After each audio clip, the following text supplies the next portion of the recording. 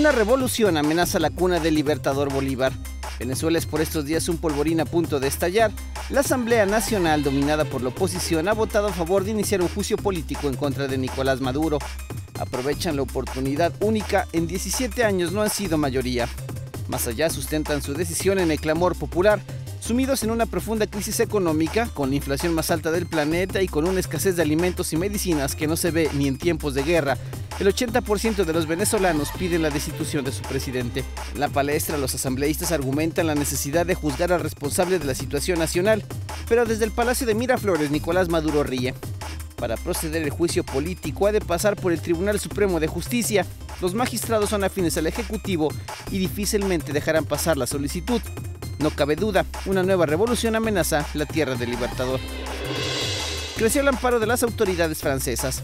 Fue la manera de voltear la vista al problema que provocaron los migrantes que desde Sudán, Afganistán y Eritrea llegaban a oleadas a territorio galo. La jungla le llamaban. Bajo condiciones totalmente inhumanas llegó a albergar a más de 7.000 personas. Cuando la crisis humanitaria estaba a punto de estallar, los franceses deciden actuar. El cierre de la jungla es necesario y obligado. El traslado a campamentos mejor acondicionados es la estrategia, pero no será sencillo. Los refugiados intentan llegar a Inglaterra y aceptar la evacuación implicaría claudicar en el esfuerzo. Se resisten, prenden fuego a las endebles viviendas, chabolas les llaman.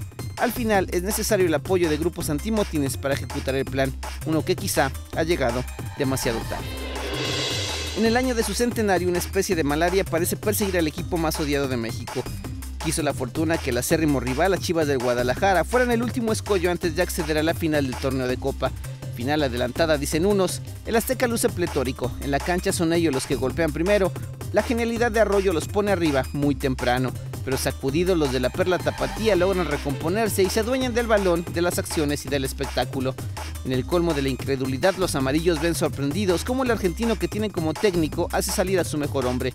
Lo que se viene es el inicio de la pesadilla, el gol del empate en fuera de lugar y luego una tanda de penales en las que dos de los americanistas fallan increíblemente. Ley de Murphy, si algo iba a salir mal para el América en su centenario, ha salido y con creces. La estrategia parece haber resultado, no fue una pequeña, han sido necesarios más de una centena de elementos a pie, muchos de ellos encubiertos, patrullajes en las principales avenidas, interrogatorios a testigos y a vecinos. Todo ha permitido encontrar una pequeña hebra y con ella en la mano, seguirla hasta desenmarañar el entuerto. La policía poblana ha logrado mantener al asaltante que hace unas semanas ultimó a un inocente pasajero cuyo único pecado fue estar en la hora y momentos equivocados.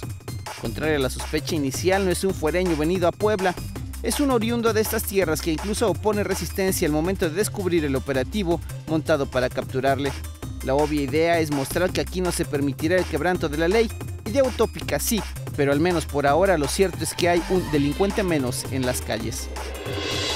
Difícil entender que en el convulsionado mundo que nos toca vivir tengamos ahora que discutir el destino final que debe darse las cenizas en las que hemos convertido a nuestros difuntos. Por increíble que parezca, de la nada prácticamente, el Vaticano ha anunciado que la milenaria costumbre de esparcir las cenizas o depositarlas en casa cerca de nosotros ha quedado prohibida.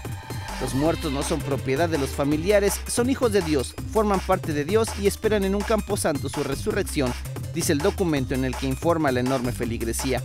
El único destino permitido, un cementerio o la iglesia.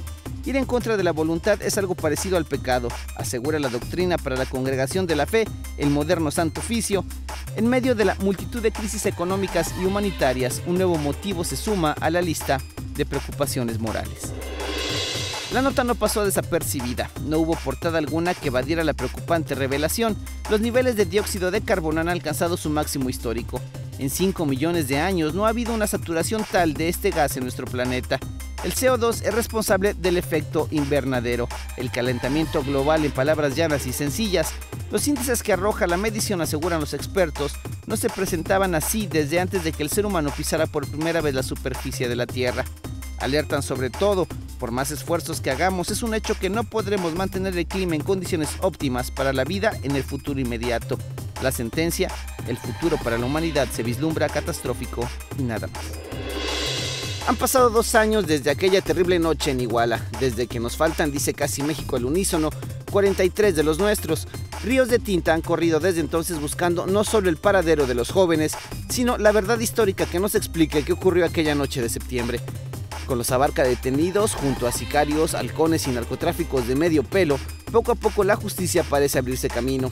Faltan algunas piezas, pero una de ellas ha finalmente caído.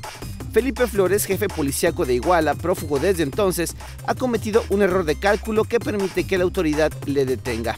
El arresto se publicita tal cual mandan los cánones en situaciones como esta, y de igual forma el detenido expresa su absoluta inocencia del delito que se le imputa. Vendrá ahora el larguísimo proceso para demostrar su culpa. Poco importa en realidad. Lo que de él queremos es que finalmente tenga la respuesta a la pregunta que desde hace 2 años nos atormenta: ¿dónde están los 43?